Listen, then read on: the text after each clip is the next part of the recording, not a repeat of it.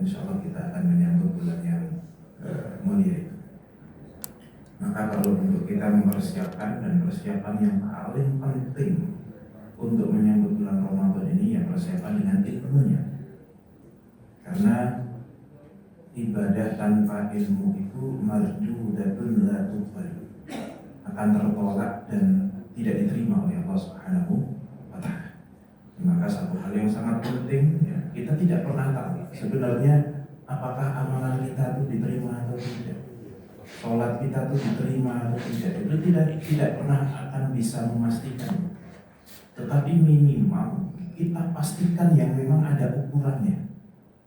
Kayak sholat, ya yang penting lakukan di waktunya dengan cara yang sah, minimal. Masalah kemudian apakah yang sah pasti diterima? Belum tentu. Tetapi kalau yang sah saja belum tentu diterima, apalagi yang asal kan gitu. Nah, maka mempelajari tentang ilmunya itu menjadi satu hal yang sangat pentingnya, luar biasa. Lalu pas Rasulullah SAW mari kita sanjung sajikan keyakinan kita Nabi Muhammad SAW dengan penuh harap semoga kita termasuk umat yang akan mendapatkan syafaatnya di kiamat nanti. Amin ya rabbal alamin. Baik hadirin yang dirahmati Allah Subhanahu wa Ta'ala. Dalam satu hadis disebutkan bahwasanya ada dua orang sahabat Nabi yang masuk Islamnya baru. Dua sahabat Nabi masuk Islamnya baru. Ini sudah periode Madinah. Kurang lebih mereka masuk Islam itu ya di tahun ke-5-an begitu. Tahun ke-5-an atau tahun ke-4 Hijriah. Jadi Rasul sudah 4 tahun di Mekah, di Madinah, mohon maaf. Kemudian ada dua orang yang masuk Islamnya baru. Artinya mereka lahir sama-sama bukan Muslim. Kemudian yang satu rajin sekali ibadahnya, yang satu biasa saja. Rajin dalam arti tidak hanya sholat subuh, tapi ya qodiyah subuh. Lebih daripada itu ya dia tahajudan juga, witir juga tiap hari, Pak, cuma pas Ramadan saja. Kemudian mungkin puasa Senin Kemis, mungkin sedekah dan lain sebagainya, baca Qur'annya juga tiap hari, one day one juz misalnya gitu. Pokoknya yang satu ini lebih rajin, qobliyah ba'diyah terjalankan, yang sunnah-sunnah dilakukan. Yang satu lagi itu biasa saja. Ya mungkin banyak di antara kita yang nomor dua itu, yang ibaratnya kalau sholat itu ya sering jamaah, tapi kalau enggak ya santai saja. Pak yang menyesal yang apa? Kadang Mbak Dia, kadang langsung pulang. Mbak Dia lebih sering karena terjebak di shop awal misalnya itu. Terus tahajud ya pas Ramadan sama pas ada champion lah, kurang lebih begitu. Di luar itu enggak sholat tahajud. Puasa suruh saja misalnya. Kalau ini yang sunnah-sunnah kecil-kecil Pak. Pokoknya biasa sekali. Baca Quran di pas Ramadan misalnya gitu Pak. Kemudian di suatu ketika ada panggilan jihad, panggilan perang. Yang satu ikut perang dan wafat, syahid di dalam perang ini. Yang satu tidak ikut perang. Ya pastinya tidak ikut syahid Pak di situ. Nah, namun yang tidak ikut perang ini kemudian punya usia 1 tahun lagi Pak. Punya usia 1 tahun lagi, puasa, pas segala macam, pernah dapat Ramadan sekali dan seterusnya, baru setahun berikutnya wafat.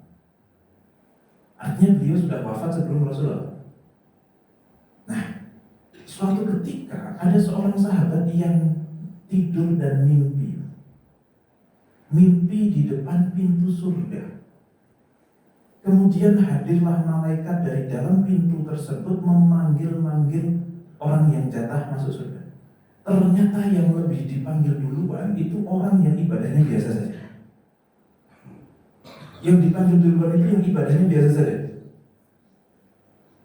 Baru setelah sekian lama dipanggillah orang yang ibadahnya rajin, yang wafat dalam kondisi syahid itu. Sampai akhirnya tidak ada orang kecuali dirinya. Pas di mimpinya itu dia di depan pintu surga sendirian, malaikat keluar. kamu belum jatahnya, pulang sana gitu.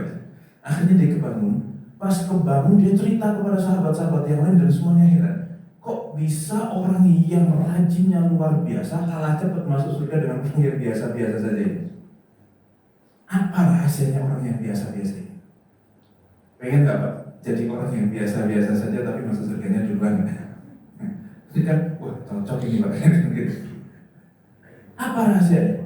Kemudian semua cerita itu nyampe kepada Rasul dan Rasul pun nanya, kalian kenapa heran? Gitu.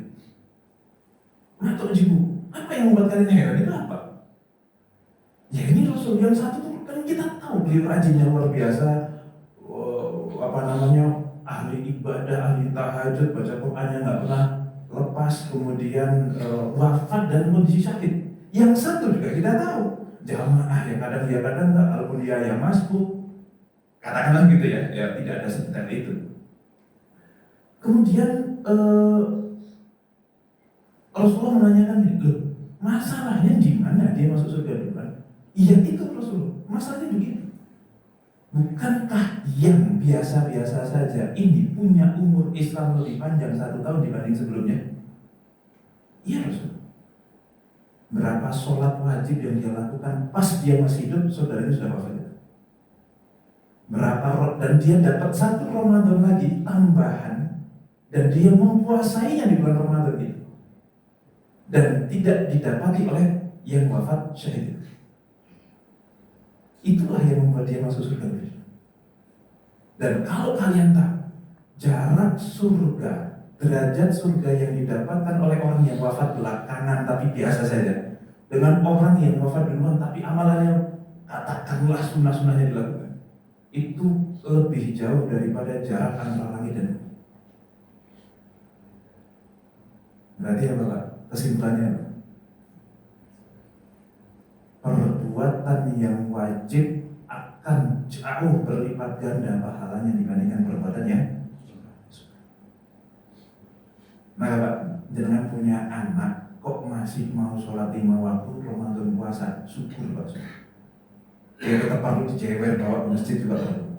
Tapi kalaupun misalnya kok sholat zuhur masih jam 2:30, ya misalnya Pak ya, diomelin, tetapi dalam hati tetap bersyukur, ya Allah minimal anak saya masih mau sholat 5 waktu. Kenapa? Karena yang wajib itu 5 waktunya, bukan jamaahnya. Minimal menurut kebanyakan ulama jamaah hukumnya sunnah. Di awal waktu hukumnya sunnah. Asalkan masih 5 waktu, berarti ini masuk kategori orang yang melakukan kewajiban. Dalam satu hadis Arba'in Nawawi dikatakan bahwasanya tidak ada kondisi yang lebih Allah cintai dari seorang hamba kecuali melebihi seseorang hamba yang sedang melakukan kewajiban. Jadi bagaimanapun melakukan kewajiban lebih tinggi pahalanya daripada melakukan yang sunnah. Oke, bukan berarti wah saat kalau kayak gitu bikin malas tahajud, kita akhirnya jadi malas tahajud kalau seperti itu. Nah, tetapi maksudnya sehebat apapun perbuatan sunnah, jangan pernah kalahkan yang wajib hanya karena yang sunnah. Ini apapun ya, mau yang ibadah, mau yang hak adami. Ibaratnya seperti itu. Ini kalau dijamrankan lagi nanti banyak ini yang kemudian mungkin beberapa hal prioritasnya kita suka salah. Bukan berarti yang sudah tahajud berarti nggak usah tahu tahajud dong kalau kayak itu, bukan.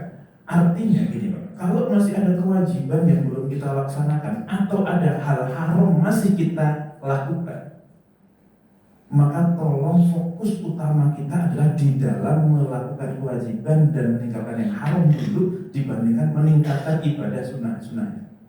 Wah saya pengen punya target puasa Daud nanti Pak setelah yang haram bisa ditinggalkan. Kalau belum, tapi kalau sudah, ya nggak usah dipikirin, mau sudah terjadi lanjut saja terus. Insya Allah kan ibadah sunnah itu yang berat mulainya. Yang berat mulainya, kalau sudah mulai relatif lebih mudah, dan setelah itu yang berat lagi adalah istiqomahnya, kan gitu. Itu kan yang berat. Tetapi sehebat-hebatnya amalan sunnah tidak lebih hebat daripada amalan yang wajib. Maka Ramadan itu ibadah paling utama atau inti ibadahnya ya puasa. Tarawih itu ya sunnah. Sehebat-hebatnya tarawih, Rasul tarawih seumur hidup cuma 3 kali. gitu. Yang dia punya jamaah masjid. Ya, kalau di rumah beliau tetap melakukan sholat qiyamul lail.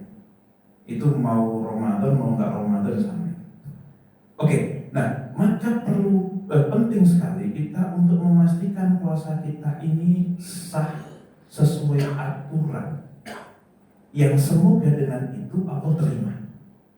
Karena memang minimal ibadah itu dua Pak, faktor penting untuk diterima. Satu, niatnya benar. Dua, mengikuti aturan.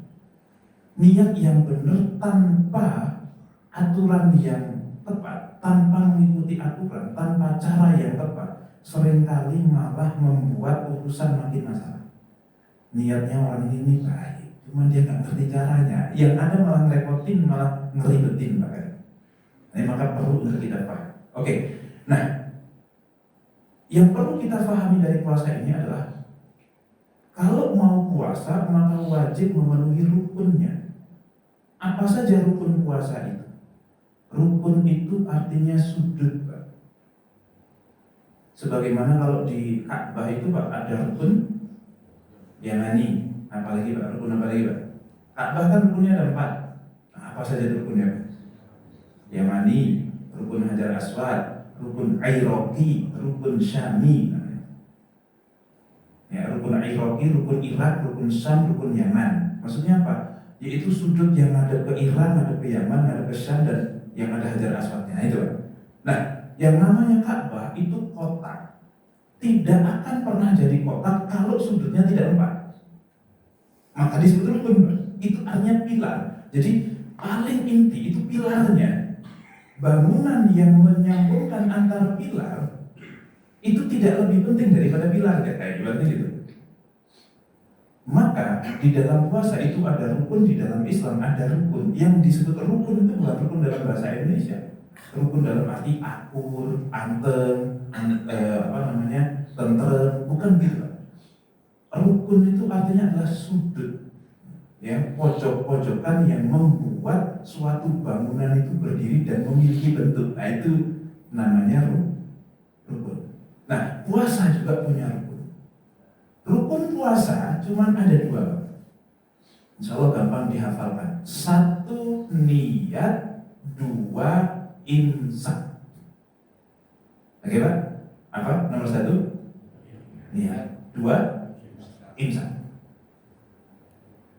Niat itu apa? Niat itu secara syariah artinya adalah qasdus syai'i muqtarinan bi fi'lihi. Menyengaja melakukan sesuatu sambil melakukannya. Menyengaja. Punya kesadaran terhadap apa yang sedang dia lakukan. Itu artinya niat. Gampangnya gini Pak. Ada orang dari kantor pulang nyampe rumah jam 5 sore. Belum sholat asar Pak. Perjalanan motor 1 jam, pakai motor, nggak pakai masker, kurang lebih kan mukanya beredep. Kebiasaannya begitu pulang nyampe rumah dia cuci muka untuk bersih-bersih. Akhirnya dia cuci muka, masuk ke rumah cuci muka. Setelah cuci muka, kemudian dia baru ingat, oh saya belum sholat asar. Saya perlu sholat asar. Perlu sholat asar, tapi udah cuci muka, berarti saya butuh wudu loh. Nah, tapi posisinya dia keingetan mau sholat asar setelah basah wajahnya dengan cuci muka yang awal. Pertanyaannya, kalau dia mau wudu perlu cuci muka lagi nggak Pak? Perlu tidak? Kenapa perlu? Karena cuci muka yang awal dilakukan secara sadar, tetapi bukan untuk wudu. Nah, ingat itu cuma masalah stempel saja. Saya melakukan ini karena apa? Itu jadi satu hal yang penting. Nah, maka yang namanya puasa wajib niat. Saya besok nggak makan, nggak minum itu untuk apa? Apakah karena memang nggak sempet, cuma perkara nggak sempet, atau nggak ada makanan, atau mau melakukan sesuatu? Saya memang sengaja nggak makan dan minum itu karena mau puasa. Jadi puasa. Jadi Pak, perbuatan yang sama dilakukan oleh dua orang yang berbeda, jatuhnya juga berbeda jika niatnya berbeda. Hari Jumat nih Pak, hari Senin, hari Selasa. Jangan kalau hari Senin, hari Selasa, pagi-pagi mandi nggak Pak? Mandi ya. Yang kantoran ataupun yang sudah pensiun tetap mandi pagi. Kebetulan hari Jumat juga harus berangkat ke kantor. Mandi nggak Pak kira-kira? Nah kira-kira mandi pas jam 7 atau jam setengah 7 hari Jumat itu niatnya mandi rutinitas atau mandi untuk Jumatan nanti? Ya kadang untuk rutinitas, kadang kalau ingat ya untuk mandi Jumatan. Karena mandi Jumatan itu Pak, hukumnya sunnah dan sudah bisa dilakukan selama fajar sudah terbit. Fajar itu apa? Subuh. Selama sudah masuk waktu subuh, maka kita mandi hari Jumat sudah bisa diniatkan untuk mandi Jumatan. Itu tapi kan nanti baunya di Arab zaman dulu orang mandi itu bisa sepekan sekali. Jadi sudah mandi hari itu tuh sudah bagus sekali Pak. Di mana namanya? Bangladesh, Pakistan. Ya, kawan saya itu cerita, kami di sana anak-anak kecil orang Pakistan itu diajarin gini Pak. Kalau kita itu kan bangun tidurku terus mandi kan gitu Pak ya. Di sana nyanyiannya itu kan begitu. Dan mandi seminggu 2 kali hari Selasa dan Jumat. Itu doktrin yang disampaikan kepada anak-anak. Maka orang Indonesia di sana disebut ikan Pak. Sehari mandi 2 kali itu apaan gitu. Ya memang kondisinya di sini itu kan lembab. Kalau di sana itu kering Pak. Jadi memang nggak terlalu keringetan lah. Jangan yang mungkin pernah haji mandi itu sehari harus 2 kali. Bahkan tidak harus tiap hari mandi. Meskipun musim panas itu. Kenapa? Karena kering. Meskipun panas tapi kering Pak. Sehingga kita tidak mudah untuk keringetan. Nah, maka orang yang mandi pagi di hari Jumat itu bisa jadi mandi rutinitas maka dapat bersih. Bisa jadi dia mandi karena mau Jumatan maka dapat sunnah selain bersih. Itulah makna daripada wa inna likulli imri'in manawa. Ya yang didapatkan dari seseorang itu ya sekedar apa yang dia niatkan. Kalau hari Jumat pagi kok niatnya mandi Jumat plus mandi janabah, dapat dua-duanya Pak. Kan gitu. Praktek mandinya sama atau beda Pak? Sama kan? Kira-kira kalau pas hari Jumat kebetulan janabah perlu mandi 2 kali atau cukup sekali? Yang penting niatnya 2 kalau mau dapat dua-duanya. Tapi kalau niatnya cuma mandi janabah mengangkat hadas besar, ya yang didapatkan cuma hadas besarnya hilang tapi nggak dapat kesunahan Jumat. Itu niat. Oke. Nah, waktu niat itu kapan? Kalau untuk ibadah puasa maka dibagi 2. Jika puasa wajib maka harus dilakukan sejak malam hari sebelum subuh. Sebelum subuh harus sudah niat. Kenapa? Karena dalam satu hadis riwayat Tirmidzi dikatakan man lam yubayyitis siyama qabla tulu'il fajri fala siyama lah. Barang siapa tidak berniat sebelum terbitnya fajar maka tidak ada puasa baginya. Ini mungkin kalau puasa Ramadan aman lah, karena ya Ramadan kan sudah mikir besok sahurnya apa. Tapi kalau puasa kok di luar Ramadan yang hukumnya wajib, apa Pak? Puasa di luar Ramadan yang hukumnya wajib apa? Kodok. Minimal sekali kodok. Karena kalau kafarat itu kan insya Allah di sini orang-orangnya nggak pernah melakukan pelanggaran. Kalau nazar juga kayaknya bukan orang yang sering bernazar puasa, gitu ya. Kodok misalnya gini Pak. Ada orang punya utang puasa. Terus ini sudah masuk bulan Sya'ban masih punya utang puasa. Kebetulan misalnya nih ibu-ibu punya utang puasa. Kebetulan suami lagi nginep ada tugas di luar, anak juga lagi tugas di luar, di rumah beneran sendiri. Terus pagi-pagi bangun subuh, sholat, habis subuh mau masak malas banget, naik selimut lagi, tidur lagi bangun-bangun jam 10 siang. Pas bangun jam 10 siang mau masak ya malas, nggak ada orang di rumah. nggak ada kegiatan juga hari itu, mau GoFood mahal gitu misalnya, akhirnya mikir, sekalian lah puasa aja sampai maghrib, apalagi saya masih punya hutang. Maka dia tidak boleh meniatkan hari itu untuk mengqadha puasa. Kenapa? Dia baru kepikiran mau puasa itu jam 10 pagi. Sudah lewat jauh dari subuh. Tetapi kalau kebetulan hari itu hari Kamis misalnya, boleh nggak dia niat puasa? Boleh niat puasa, tapi hanya untuk puasa sunnah, bukan untuk qadha-nya. Oke. Ini kalau kemudian di luar Ramadan. Kalau di dalam Ramadan kira-kira mungkin nggak orang tidak niat puasa besoknya gitu. Potensi Pak. Siapa itu? Perempuan yang haid. Biasanya 7 hari. Misalnya hari ke-10 dia, dari ke-11 dia haid. Harusnya berhenti hari ke-17. Tetapi kemudian hari ke-15 itu dia malam-malam cuma nyiapin sahur untuk suami dan anak-anaknya. Pak, pokoknya besok sahur saya nggak usah dibangunin, itu buka aja tudung saja sudah ada makanan, nggak usah rewel, mau diamatin buka langsung makan, pokoknya begitu bisa Pak ya. Pokoknya nggak usah bangunin saya. Akhirnya nggak dibangunin lah istrinya itu, karena memang lagi haid. Sebelum tidur dia bersih-bersih, mohon maaf ganti pembalut misalnya, sampai kemudian bangun-bangun jam 5:15. Pas bangun jam 5:15 ke kamar mandi, dia ngecek pembalutnya, kok bersih. Dicolek juga pakai kapas, kok nggak ada sama sekali darah sudah. Berarti sejak malam saya sudah suci. Orang ini yang puasa nggak hari itu? Pikirannya haid masih sampai hari 17. Berarti orang ini tidak niat puasa, maka hari itu tidak sama saja. Ini potensinya, ini buat ibu-ibu atau mungkin yang punya anak perempuan. Bisa dipahami Pak ya? Oke, ini niat puasa wajib. Tapi kalau niat puasa sunnah, tidak harus sejak subuh, tapi boleh ba'da subuh.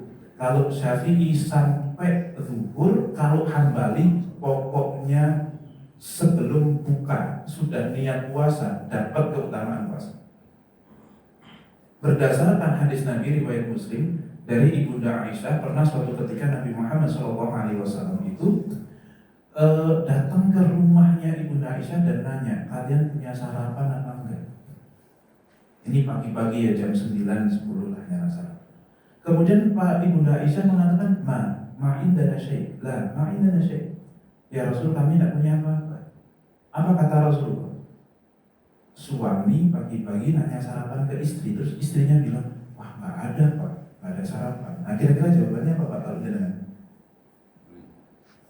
Ya udah sana cari lah, kayak gitu Apa kata Rasulullah?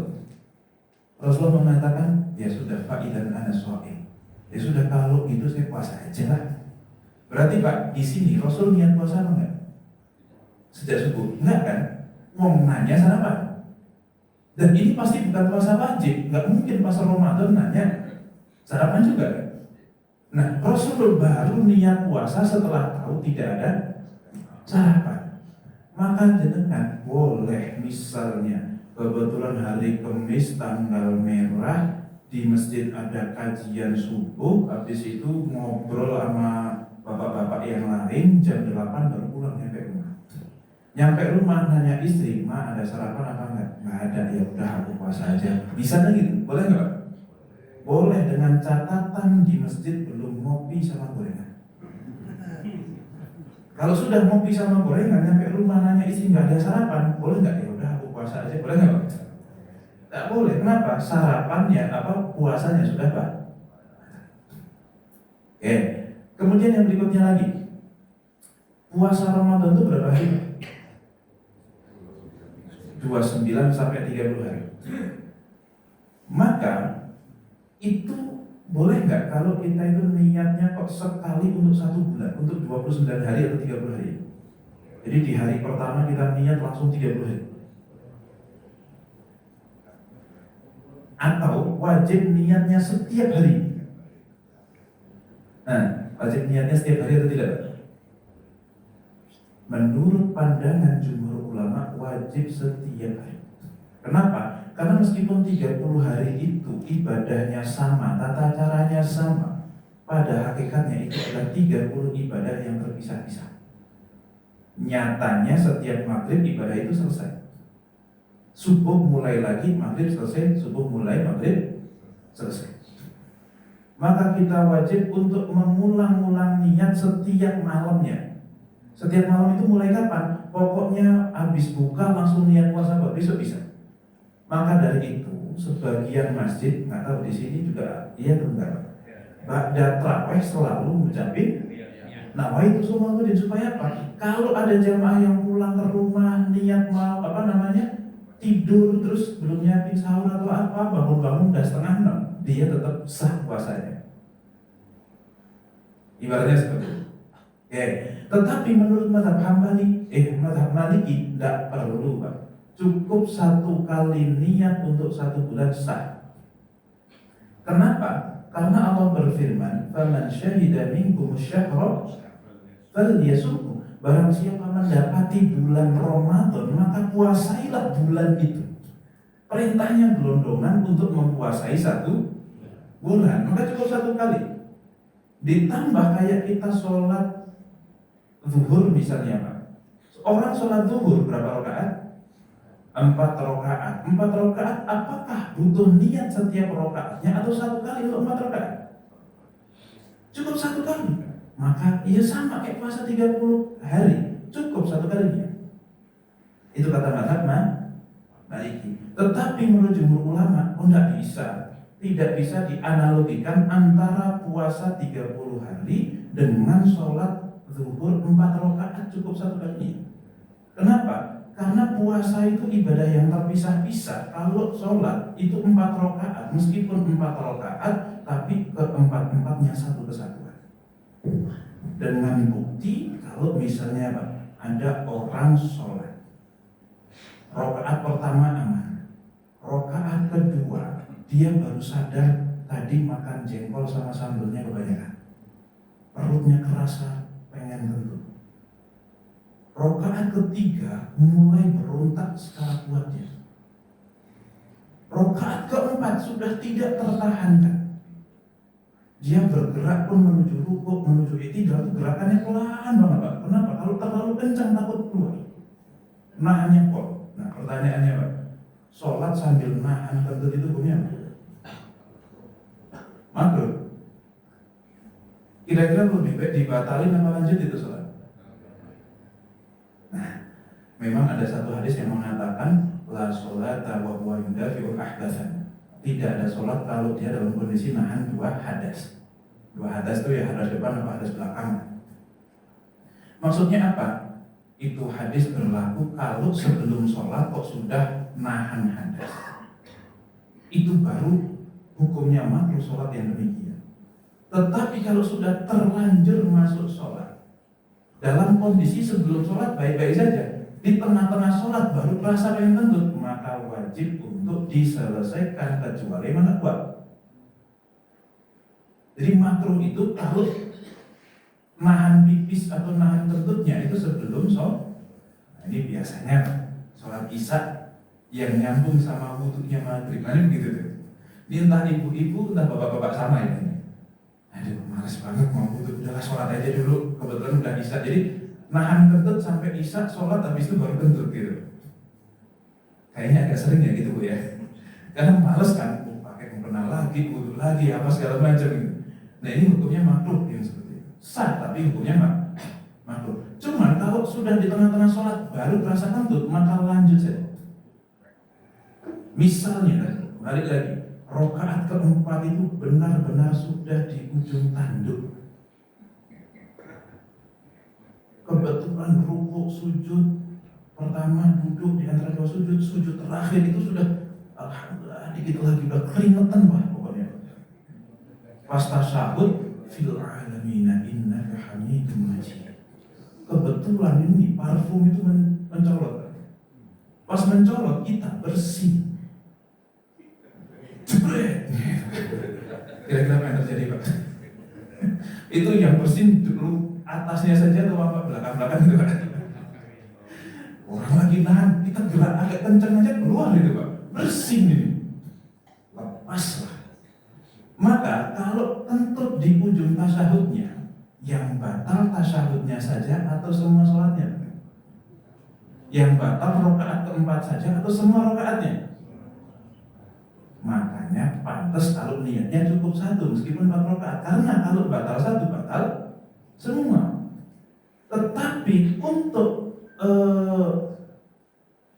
puasa 30 hari di bulan Ramadan, kalau misalnya orang puasa 1 sampai tanggal 2, tanggal 28 dia pulang kampung mudik pulang kampung, kemudian masih puasa itu paginya. Jadi tidak boleh, seluruh ulama sepakat tidak boleh kita berbuka puasa atau tidak puasa di hari di mana kita safar.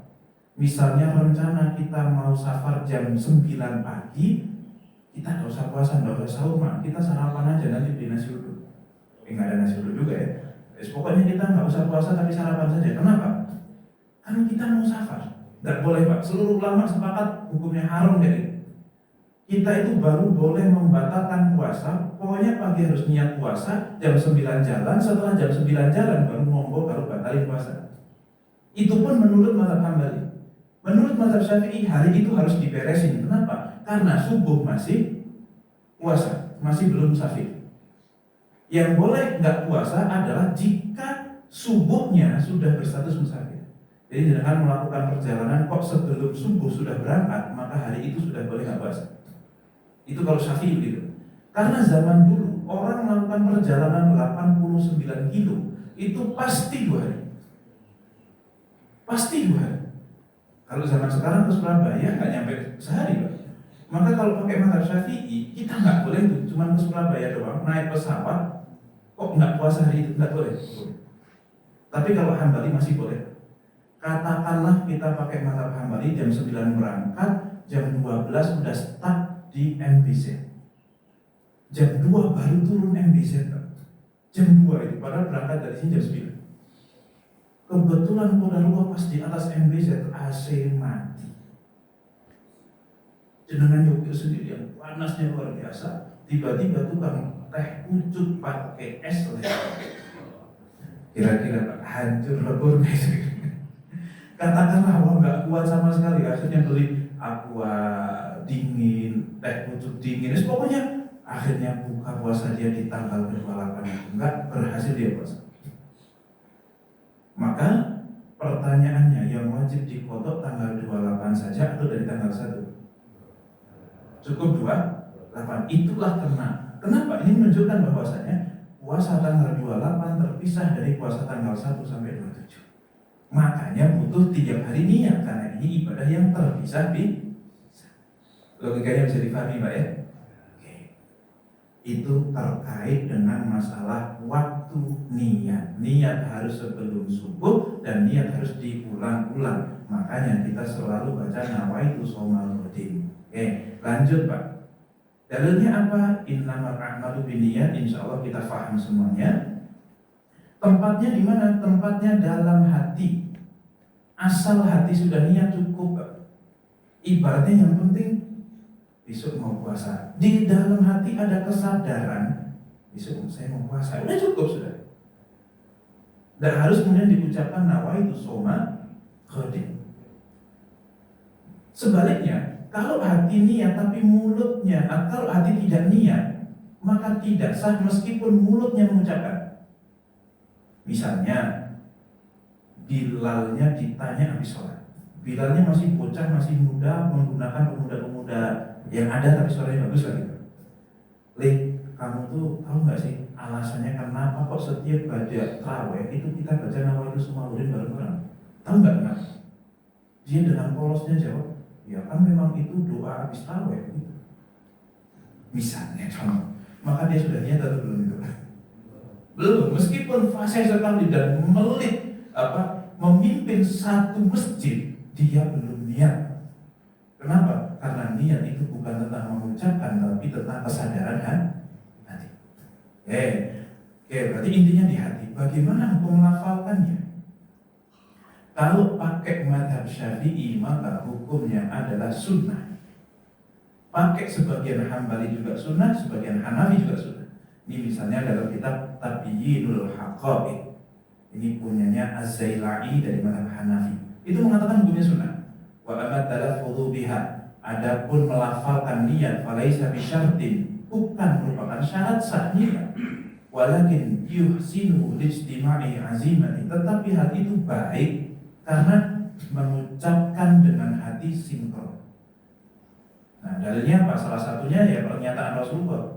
Ya udah saya puasa. Itu kan berarti mengucapkan sambil niat dalam hati. Artinya itu tidak terlarang, minimal tidak terlarang, dan itu baik karena membuat kita jadi lebih mudah untuk menuntun hati. Itu kata Hanafi, kata Syafi'i dalam kitab Al-Majmu', ya, Imam Nawawi menyatakan hal yang sama. Kemudian ini Al-Insafnya Mardawi, mazhab Hambali juga mengatakan hal yang sama. Yustahabu talaffudhu biha sirran wa huwa al-madhhab. Disunahkan untuk melafalkan niat-niat ibadah, mau sholat, wudhu ataupun puasa secara sir. Sunahnya sir Pak, bukan jahar. Nah, tapi kalau puasa kan jahar, ya karena bareng-bareng itu. Ya, oke. Tetapi memang ada yang mengatakan khilaful aula, yaitu mazhab Maliki. Dan bahkan ada yang mulai bid'ah, artinya sesuatu yang seharusnya tidak dilakukan, meskipun tidak sampai dosa. Oke, itu yaitu sebagian mazhab Hanafi dan sebagian mazhab Hambali mengatakan demikian. Tetapi intinya gini Pak, seluruh ulama sepakat orang niat tanpa melafalkan itu sah, dan seluruh ulama sepakat orang niat puasa kok melafalkan itu puasanya juga sah. Tetap sah. Tapi kan tidak sesuai aturan, berarti tidak sesuai sunnah Nabi. Enggak, kata siapa? Tidak sesuai menurut siapa? Kan gitu Pak. Tidak sesuai itu tidak harus sama Pak. Karena sholatnya makmum harus sesuai dengan imam, tetapi sholatnya makmum sama dengan imam Pak.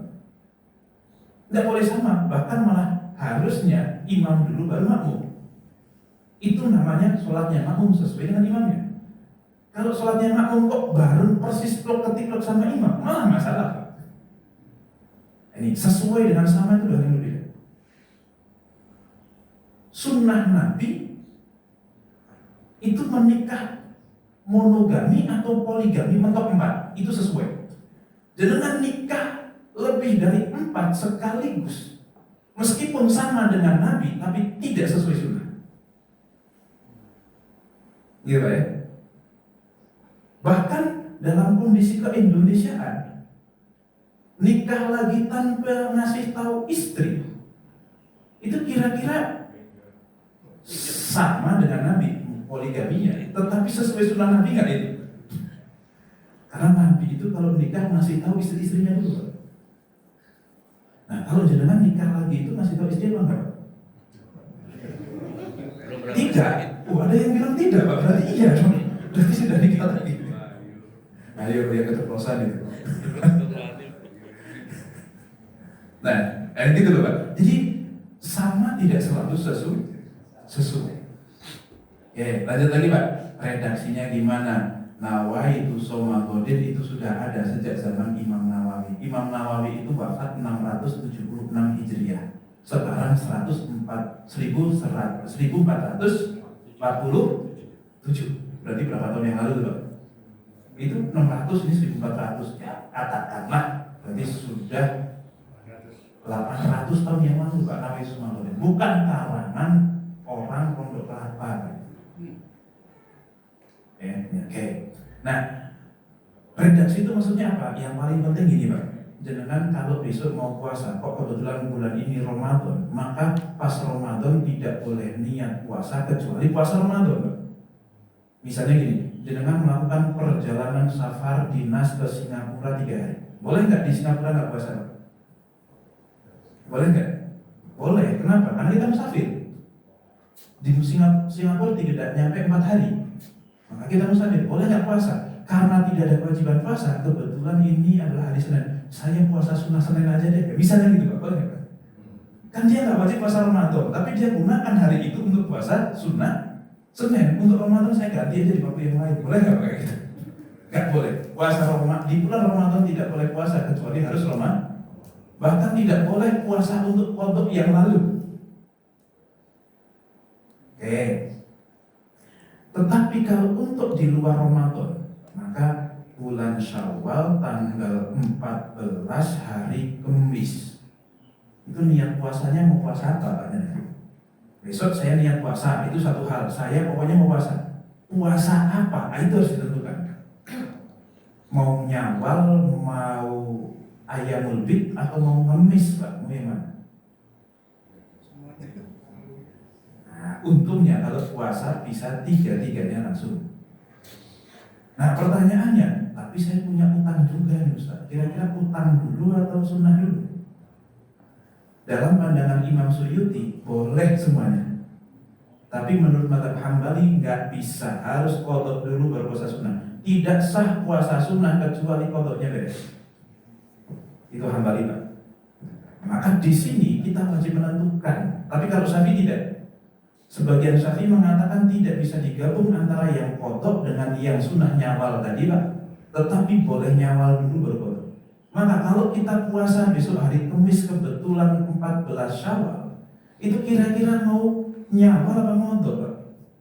Disitulah pentingnya redaksinya. Saya pokoknya besok puasa. Puasa yang apa? Harus ditentukan. Mau qadha ya jadinya qadha, mau nyawal ya jadinya syawal. Bisa dipahami Pak ya? Itu minimal puasa itu dua komponen. Saya besok mau puasa dan saya mau mengambil qadha itu. Oke. Itu niat. Yang berikutnya imsak. Apa itu imsak? Imsak adalah tidak makan, tidak minum, nahan. Namanya imsak Pak. Imsak itu artinya nahan. Wa kulu washrabu hatta yatabayyana lakumul khaytul abyadu minal khaytil aswadi minal fajr. Silakan makan dan minum sampai jelas mana benang putih, mana benang hitam karena terbitnya fajar. Tsumma atimus shiyama ila lail. Setelah fajar sempurnakanlah puasa sampai malam, yaitu terbenamnya matahari. Jadi Pak, imsak itu nggak boleh makan dan minum mulai kapan? Terbitnya fajar. Terbitnya fajar itu kapan? Pas subuh itu terbitnya fajar. Sampai kapan? Sampai maghrib. Maka waktu puasa itu dari subuh sampai maghrib. Oke. Pertanyaannya Pak, di Indonesia ini ada imsak sebelum subuh. Imsak sebelum subuh itu berapa menit biasanya Pak? 10 menit. Maka pertanyaannya, kalau sudah imsak tapi belum subuh, masih boleh makan minum nggak? Seluruh ulama sepakat boleh. Sudah imsak boleh selama belum subuh. Lah kalau masih boleh ngapain ada imsak-imsakan? Ngapain Pak? Ya siap-siap, tapi kalau siap-siap kan masing-masing aja, nggak usah diorganisir. Beda itu nanti jadinya. Nah, tapi dalam hadis riwayat Bukhari Pak disebutkan begini, bukankah sahur itu lebih sunnah untuk diakhirkan? Berarti ngapain ada imsak kalau kayak gitu, membuat kita menjeda 10 menit antara makan sahur dengan masuk subuh. Berarti yang benar gimana Pak? Imsak tetap lanjut atau imsak sudah berhenti Pak? Kalau ngomongin boleh nggak sudah imsak lanjut makan, boleh. Tetapi sebaiknya lanjut makan atau berhenti. Nah itu kita ngomongin sebaiknya, bukan bukan hukumnya. Kalau hukum aman. Dalam hadis riwayat Bukhari, Zaid bin Thabit pernah ditanya ini. Dia cerita, kami itu sering sahur bareng Rasul. Sahur bareng, lanjut subuh jamaah. Oke? Terus beliau ditanya, kan kana bainal adzani was sahur. Rasul itu kalau sahur, kapan berhentinya, sampai berapa jarak antara berhenti sahurnya Rasul dengan adzan subuh, berapa jaraknya? Maka beliau pun mengatakan qadru khamsina ayat. Ya kurang lebih baca 50 ayat lah. 50 ayat itu berapa menit Pak kira-kira? 50 ayat itu mungkin kurang lebih ya Pak ya. Kurang lebihnya itu adalah ya setengah juz lah. Kalau juz 1, tapi kalau juz 30 itu ya paling 3 surat selesai 50 ayat. Maka 50 ayat itu berapa menit Pak kira-kira? Berapa menit? Tergantung yang baca, benar Pak. Yang baca baru tahsin Iqra 3 ya susah Pak. Selain tergantung yang baca, juga tergantung ayat yang dibaca. Berarti berapa menit dong Pak harusnya? Ya namanya juga kira-kira Pak.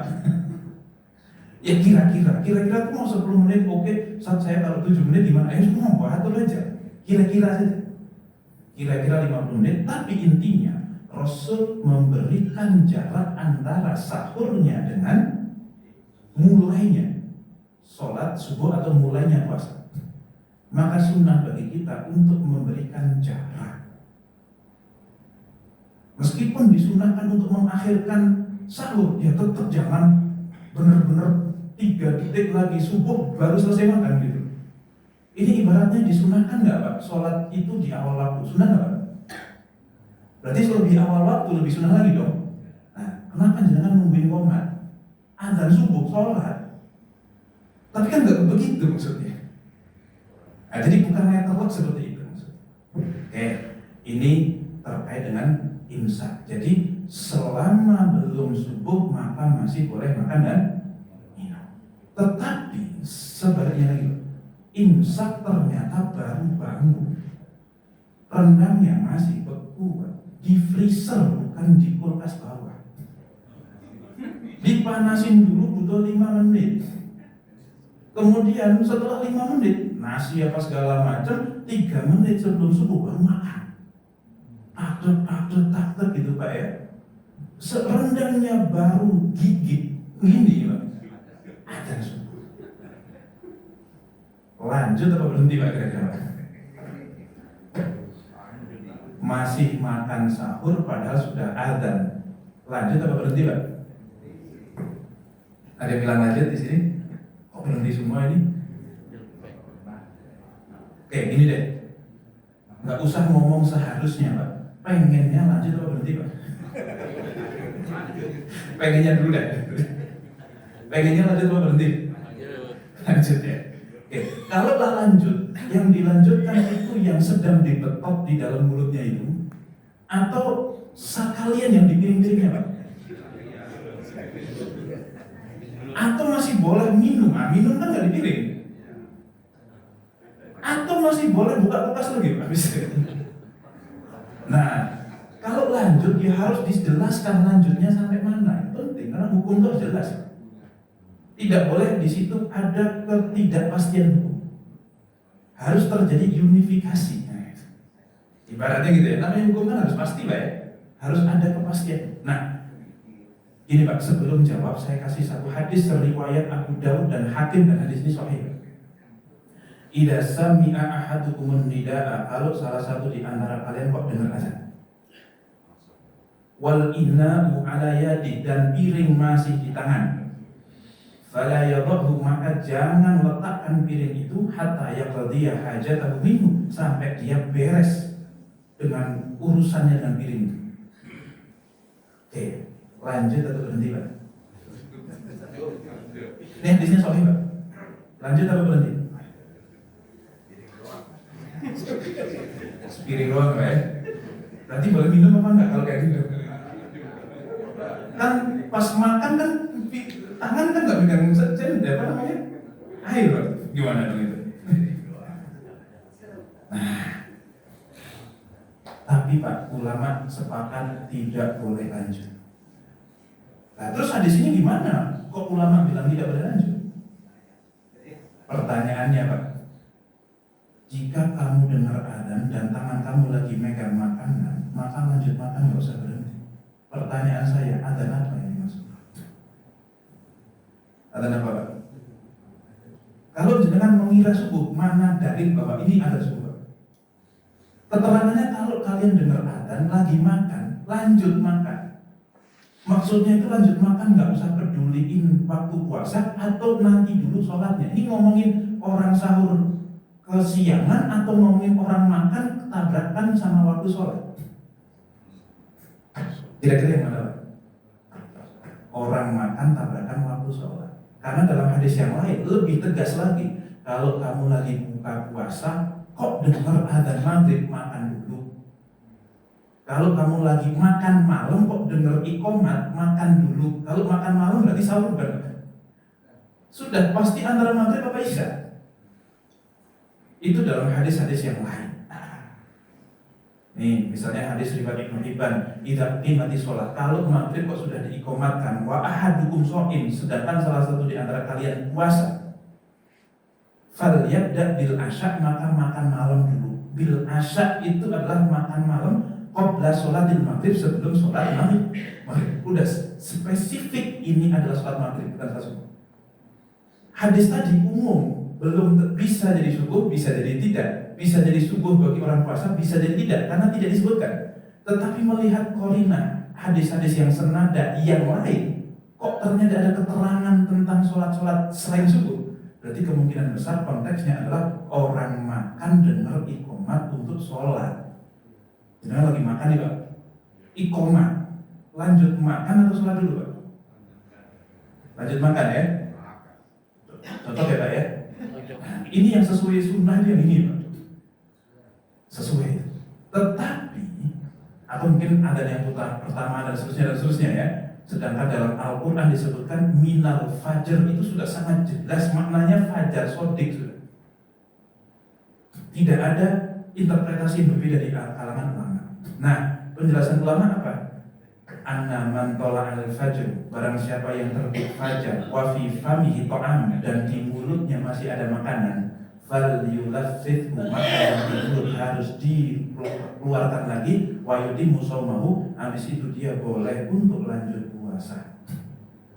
Fa in tala'ahu, kalau dia kok memaksa menelan apa yang di mulut, qabla ba'da ilmihi bil fajri, setelah dia tahu bahwa subuh sudah masuk, batola shaumuhu, puasanya batal, wa hadza la khilafa fihi, dan ini enggak ada perbedaan. Itu yang di mulut Pak, apalagi yang masih di Ustaz, tapi kan mubazir. Ya kalau memang mubazir itu sisanya yang dipiring Pak, masukin kulkas buat buka nanti. Bukan yang dipiring Ustaz, maksudnya yang sudah di mulut ini. Ya berarti yang di mulut, masukin piring lagi, masukin kulkas, nanti buat buka. Kalau memang ini, kenapa kok aturannya seketat ini? Ini tidak hanya kata Imam Nawawi Pak, ini kata Syekh bin Baz, sama. Nggak boleh, pokoknya harus berhenti saat ini. Kenapa? Karena ibadah puasa itu ibadah yang waktunya cuma satu, tidak bebas, tidak fleksibel, waktunya sempit. Ibaratnya gini Pak, bisa nggak orang puasa 1 hari 2 kali? Bisa nggak? Sama kayak bisa nggak orang wukuf di Arafah 1 hari 1-2 kali? Sekali haji 2 kali wukuf, bisa nggak? Meskipun dia masuk keluar masuk lagi, itu masih wukuf ya sama. Nginep semalam 2 kali, bisa nggak? Mabit di Musdalifah semalam 2 kali, bisa nggak? Nggak bisa. Makanya 1 orang haji hanya bisa membatalkan 1 orang, dan tidak boleh kemudian dia lagi haji plus membatalkan orang, nggak bisa. Maka ini kan lagi mau musim haji Pak, nitip badalin orang kok harganya di bawah. Ini kata saya Pak ya, dengan percaya monggo, tidak juga monggo, punya preferensi yang lain ya alhamdulillah. Kata saya Pak, badal haji kok harganya di bawah 25 juta, bohong. Kecuali kok memang tahun itu beliau harusnya haji, sudah berangkat wafat sebelum haji, maka akan dibadalkan gratis. Tetapi kalau kita membadalin orang tua kita, bayar cuma 15 juta, bahaya itu Pak. Kemungkinan 1 orang badalin 20 orang itu. Yang sah cuma 1. Apalagi 7 juta. Wong badal umroh saja harganya kalau nggak salah rata-rata mematok harga 2 juta. Kan tawaf sa'i lumayan juga, ngambil mikot lumayan juga kan gitu. Minimal 2 juta itu. Biasanya sedemikian. Ini makanya badal haji kok cuma 5 juta, bohong gitu Pak. Dengan perjuangan di Arafah, Musdalifah, Mina cuma dibayar 5 juta, mendingan enggak, dengan tidur saya Pak. Ya mungkin yang pernah haji Pak, kayak gimana perjuangannya dengan pas di Musdalifah, di Mina, Pak, lempar jumroh dari tenda ke Mina, ke lempar jumroh berapa kali Pak? Belum kalau dia tamattu kena jam kambing udah 2 juta sendiri. Nggak mungkin ada 5 juta badal haji, kata saya. Nah, kecuali kok memang itu saudara jenengan, memang sini katanya mau badal haji, udah kasih saya oleh-oleh saja, itu lain cerita itu.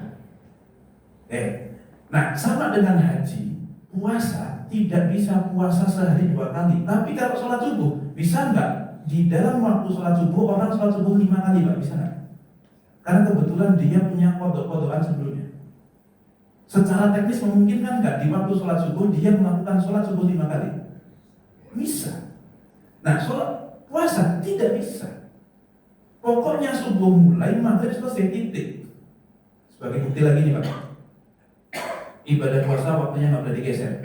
Ibu-ibu puasa dari subuh sampai maghrib, 5 menit menjelang maghrib sudah siap semua gorengan, sudah tinggal minum Pak, nunggu azan doang, ternyata muncul darah haid.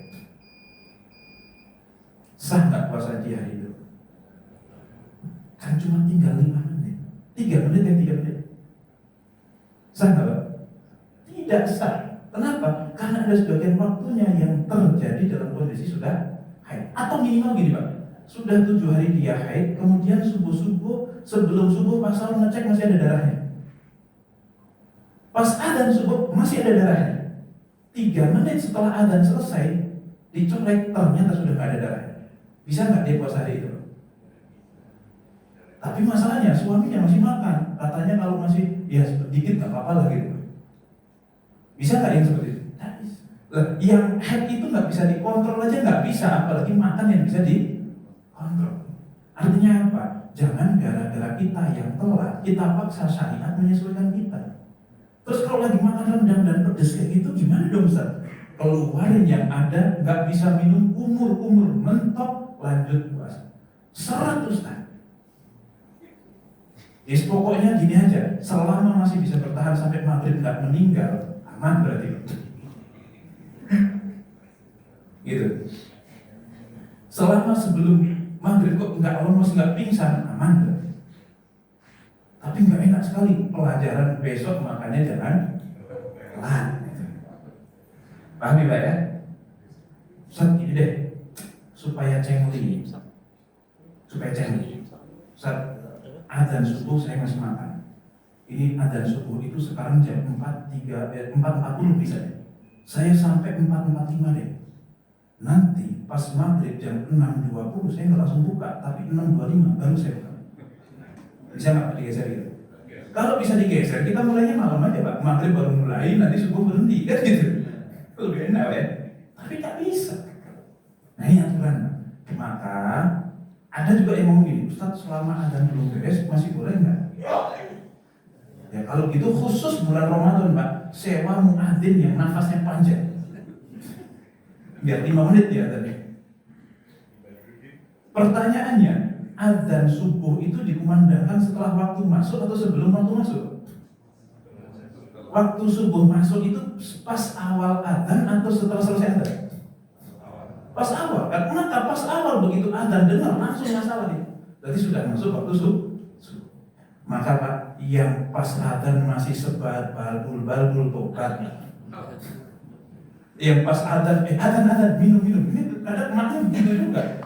Adzan cepat minum. Itu masalah. Nah, ini tolong ditobatin yang masih begitu. Karena ini rukun. Allahu a'lam bishawab. 2 rukun, 1 niat, 2 insan. 2 rukun ini wajib dikerjakan sesuai dengan syarat yang berlaku. Allahu a'lam bishawab. Saya cukupkan pertanyaannya. Selanjutnya kalau ada tanya jawab silakan. Silakan bila ada tanya jawab dari jamaah. Cukup? Ada.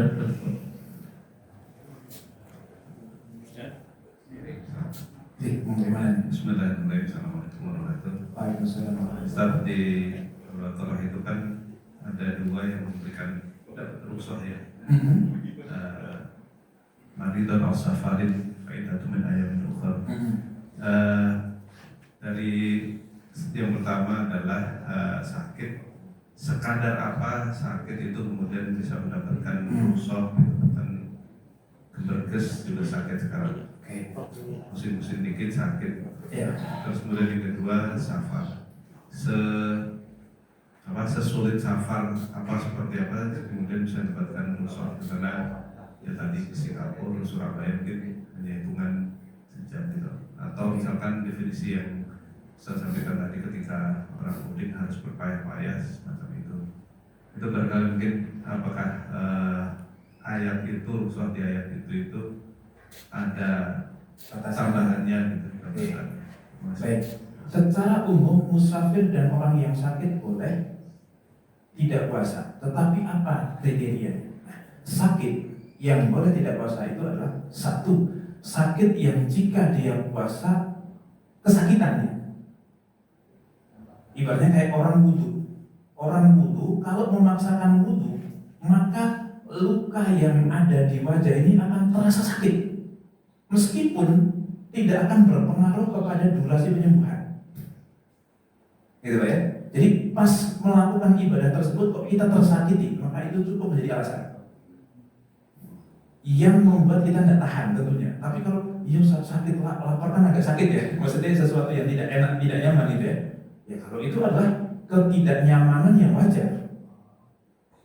Itu yang pertama. Atau yang kedua, mungkin pas melaksanakan tidak tersiksa dia, tetapi membuat durasi penyembuhan jadi lebih lama. Itu juga membolehkan orang tidak puasa. Tetapi kalau sakit yang tidak ada hubungannya, misalnya kayak meriang itu gimana? Ya tergantung. Dia kalau memang kalau misalnya lemes, nggak makan, makin lemes, maka boleh untuk tidak puasa. Tetapi kalau sekedar cantangan, tahu cantangan nggak Pak? Kira-kira orang cantangan boleh nggak puasa nggak? Emang kalau kira-kira kalau nggak puasa dia jadi sembuh gitu cantangannya? Kan keinjek tetap nangis juga dia Pak. Nah, maka kalau yang tidak ada hubungannya, bukan sakit penyebab orang boleh tidak puasa. Kecuali cantengan yang sangat sakit sampai jempolnya kebelah jadi dua. Kemudian kalau tidak minum asam mefenamat, dia akan sakitnya luar biasa. Gara-gara harus minum obat, akhirnya dia harus nggak puasa, itu boleh. Karena dia akan tersakiti tanpa minum obat. Gitu Pak. Itu untuk kemudian sakit. Untuk musafir bagaimana? Kalau safar batasannya bukan di seberapa effort safar itu, tetapi seberapa jauh tujuannya. Pokoknya tujuan safar kita 89 kilo minimal sudah bisa untuk tidak puasa. Sudah disebut musafir. Kenapa? Karena safar itu tidak hanya masalah effort yang dilakukan ketika safarnya. Berpisah dari rumah dan orang-orang yang biasa kita ngumpul itu juga merupakan satu penyiksaan dari dalam safar itu. Gitu. Jadi as-safaru bis-safari qit'atun minal adzab. Di dalam safar itu ada sedikit atau ada sepotong penyiksaan, yaitu meninggalkan hal-hal yang biasa kita berada di samping. Jangan Pak, tugas dinas ke Skandinavia misalnya, ke Greenland yang ada aurora apa segala macam, indah, tapi sendirian tetap tidak lebih nyaman dibandingkan di rumah. Jangan di hotel yang mewah tetap tidak lebih nyaman daripada kamar sendiri Pak.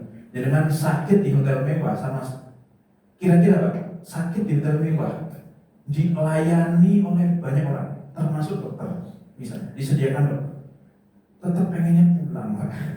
Meskipun di rumah jenengan rumahnya kamarnya ketamprukan, maksudnya apa ya? Pokoknya kumuh.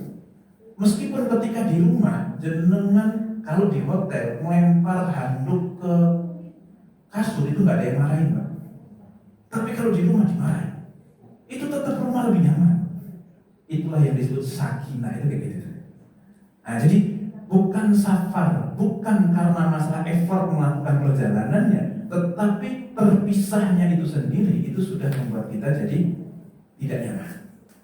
Maka zaman dulu para ulama mengatakan kalaulah seseorang bisa sekejap mata melakukan perjalanan sejauh ini, maka dia tetap berhak untuk mendapatkan rukhsah safar.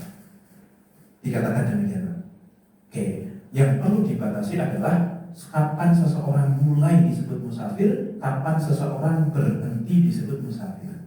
Kira-kira nginap di Singapura berapa hari supaya bisa disebut bukan musafir lagi ini? Nah itu ceritanya lain lagi. Nah, satu lagi Pak, orang yang tadinya sudah puasa, misalnya nih, kayak para pegawai Ramadan ada perbaikan jalan, mereka memperbaiki jalan siang-siang Pak. Boleh nggak mereka nggak puasa? Boleh nggak mereka nggak puasa Pak? Tidak boleh, harus tetap puasa Pak. Tetapi boleh bawa bekal.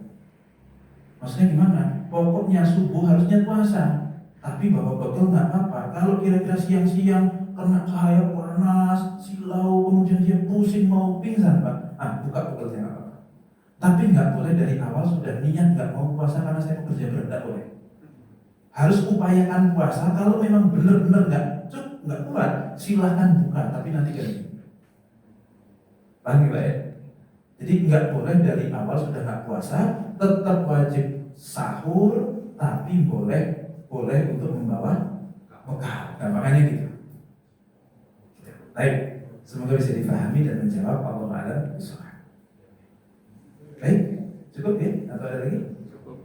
Cukup ya? Saya kira cukup untuk materinya. Semoga kita semuanya dimudahkan oleh Allah untuk kemudian sampai ke bulan Ramadan dengan kesehatan penuh, dengan semangat penuh, ya, sehingga kita bisa melaksanakan kegiatan ibadah di bulan Ramadan dengan semaksimal mungkin dan mendapatkan ridho Allah dan ampunan dari Allah Subhanahu wa taala. Mungkin cukup itu dari saya, kurang lebihnya mohon maaf. Billahi taufiq wal hidayah. Wassalamualaikum warahmatullahi wabarakatuh. Waalaikumsalam. Terima kasih.